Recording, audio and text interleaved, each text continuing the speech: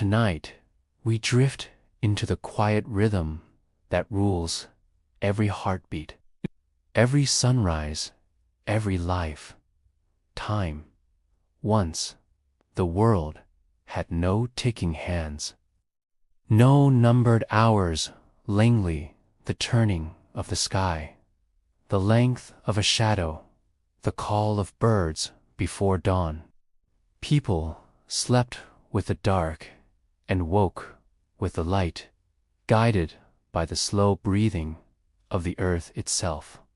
But as our cities grew, we began to carve the day into pieces. We wanted control over the invisible. And so, the first clocks were born. In ancient Egypt, shadows measured power. Obelisks and sundials divided daylight into 12 glowing portions. At night, priests watched the rising of certain stars, marking the hours between dusk and dawn. Time was sacred, a conversation between heaven and stone. Then came water.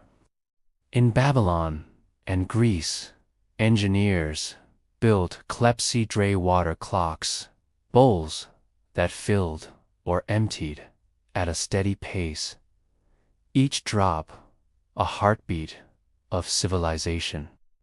In the courts of Athens, lawyers spoke only as long as the water ran. When it stopped, so did their words.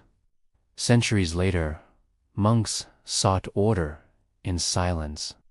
They needed to pray at exact intervals, even through the long winter nights. And so, in the dark towers of Europe, metal wheels began to turn.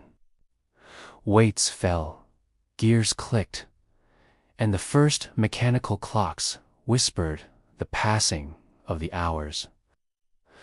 The sound was mesmerizing, a steady rhythm echoing through empty cloisters. Tick, tock. The heartbeat of discipline, of faith, of control. Soon, towns built their own clock towers.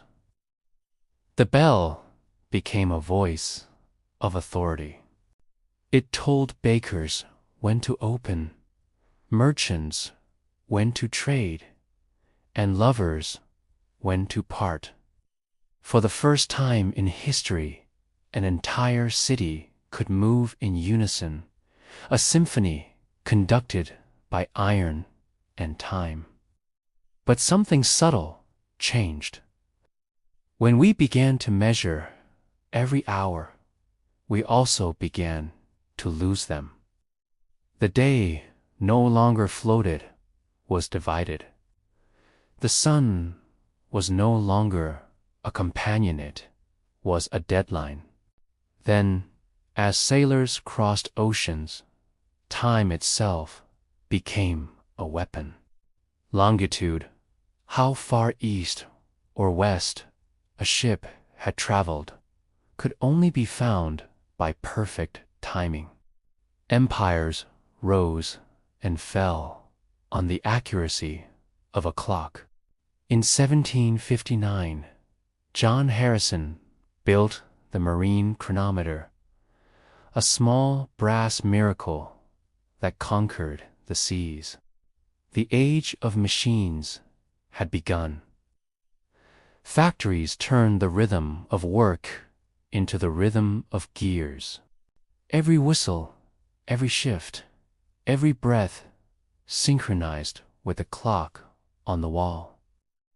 And as the centuries turned, we carried time from towers to pockets, then to wrists, and finally to screens that glow beside our beds.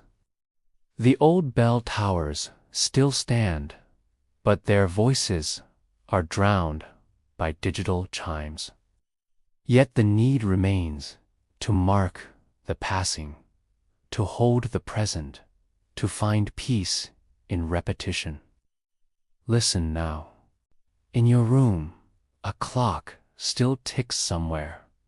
Its sound is older than empire, older than language. It is the pulse of every generation that ever looked at the sky and wondered how much time was left. Perhaps the true invention was never the clock, but the moment we decided to listen for it.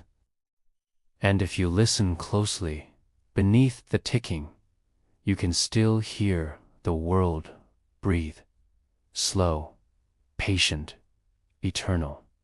You've been listening to Dreamtime Deep Dive. Sleep well.